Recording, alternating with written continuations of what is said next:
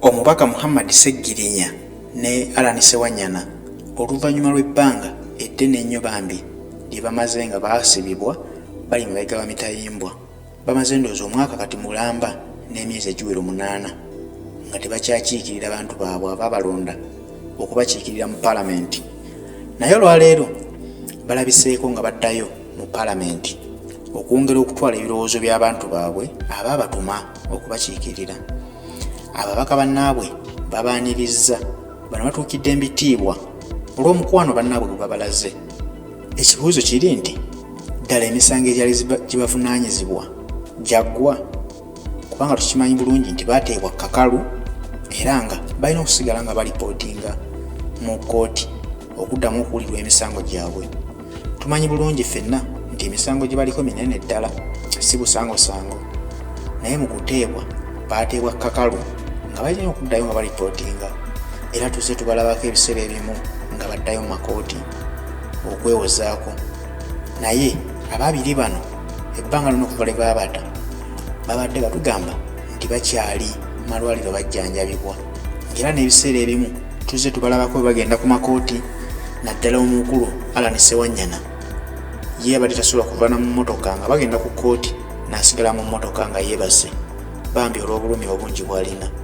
Ye Seggirinya abadde atambula nengera naye akulaga nti obulamu bwe butono ddala, talina maanyi, akyetaaga obujjanjabi obw'enjawulo.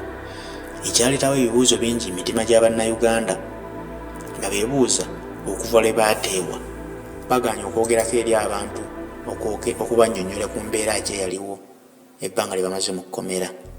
Gye buvuddeko baavudde ne bakola press conference ne bannyonnyola ku nsonga ezimu ku ezo.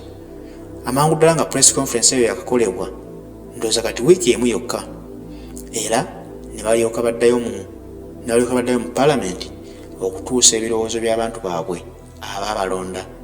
Tulowooze nti kati Mukama yabasuubizza bateredde bulungi, tebagenda kuddamu kutawaanyizibwa kirwadde ekibadde kibabala embiriizi, kuba gye buvuddeko twawulira nga basaba nti kkooti yasigaza paasipooti zaabwe ezibakkiriza okufuluma eggwanga.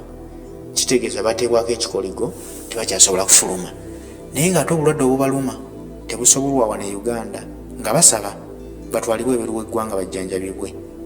Paasipooti ezo tezinnabaweebwa ne gye buli eno, babajjanjabidde wano. Tugambe nti baatereeredde ddala kati nga Bannayuganda ababateekamu obwesige, abakawempe n'aba Makindi abasewanyana basuubire nti kati ababaka baabwe batereeredde ddala era bagenda kubeerangawo mu ntuula za paalamenti ez'enjawulo, oba tusuubire okulaba nti ate balina kuba bakadda mu paalamenti ate baddemu bakwatibwe nti balina emisango gye batamaliriza. Ye Seggirinya alina kawufu bwe yaratandise kawempe mu bantu be okukolera abantu be nti ateesobola akwatirayo kaasobodde era n'akuwa ne segibokisi okweterekera nti bw'okola akasente oterekengako ku nkomerero y'omwaka oba nga olinawo ky'olina. Tusuubire nti Seggirinya anaddamu enkola eyo oba baamunafuya oluvannyuma lw'okumusiba nga musajja wattu yatya era n'aba ng'enkola gye yatandise yagikomyawo.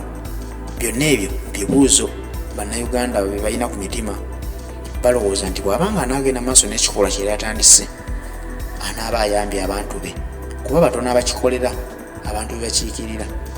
Naye bw'anaaba tasobodde kukiddamu era osanga gavumenti ebaako entiisatiisa gye yamutiisatiisaamu n'emugamba eyo mission gy'otandise embi kuba olabisa gavumenti n'abo abaakusooka mu bwa MP abatabikoledde bantu baabwe. Kale katusabe bannaffe bano bagende mu maaso n'entuula zaabwe mu paalamenti ate basobole okutuusa ebirowoozo bya Munnayuganda okusinziira mu kitundu gye baakulondera.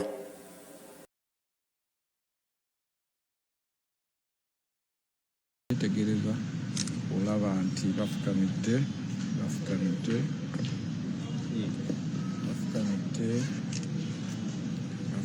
ku madaala ga paalamenti okwebaza omutonzi oba oli awo abakomezaawo mu kifo kino nga bakyali balamu, abalala babakomyawo nga bali mu keesi mu ngeri ey'enjawulo. Amadaala bagafukamidde era nga ne bannamawulire bangi bazze okubaaniriza oyo ye mubaka munna bw'ababeereddengawo okumala akabanga ayitibwa Gonzaga Ssewungu.